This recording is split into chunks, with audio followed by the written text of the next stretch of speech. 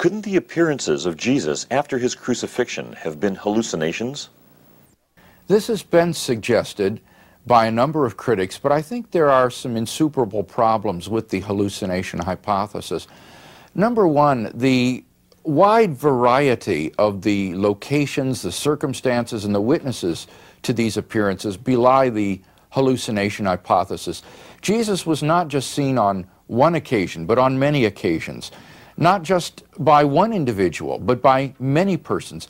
Not just by single persons, but by actual groups of people. Not at one locale and circumstance, but at many different places and under many different circumstances.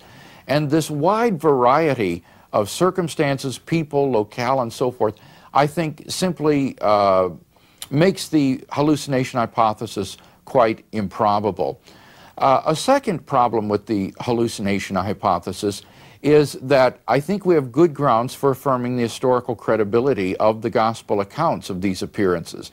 And these appearances were clearly physical and bodily appearances. I do not think that you can dismiss this element of the narrative as being merely legendary, because it is unanimous throughout the narratives, it's consistent, and also the date of the Gospels is too close to the time of the events recorded to have allowed such a total corruption of non-physical appearances into this consistent and unanimous tradition of physical appearances.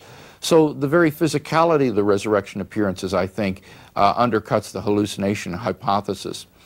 A third problem with the hallucination theory is that I do not think it accounts for why the disciples came to proclaim the resurrection of Jesus. You see, the Jewish concept of resurrection differed from the resurrection of Jesus in that the Jewish conception was always a resurrection after the end of the world, at the end of history, and it was always a general resurrection of all the people, never of an isolated individual. But in Jesus' case, you had the resurrection of an isolated individual within history, something which was simply unknown in Judaism. The Jewish frame of thought had another category which would have nicely explained hallucinations if the disciples had had them, namely the notion of assumption into heaven or translation into heaven. Certain Old Testament figures such as Enoch and Elijah did not physically die, but were assumed directly into heaven. And this category could be applied to recently deceased persons as well as living ones. So that had the disciples seen hallucinations of Jesus, they would have seen hallucinations of Jesus glorified in Abram's bosom or in paradise. This is where the souls of the righteous dead went to be with God when they died.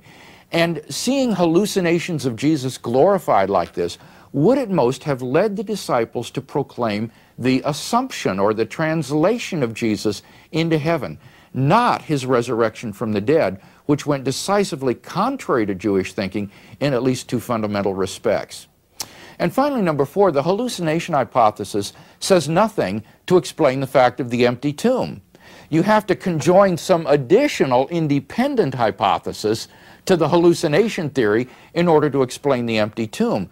But the single hypothesis of Jesus' resurrection from the dead explains both the appearances and the empty tomb, and therefore has greater explanatory scope and simplicity, and is therefore the preferred explanation.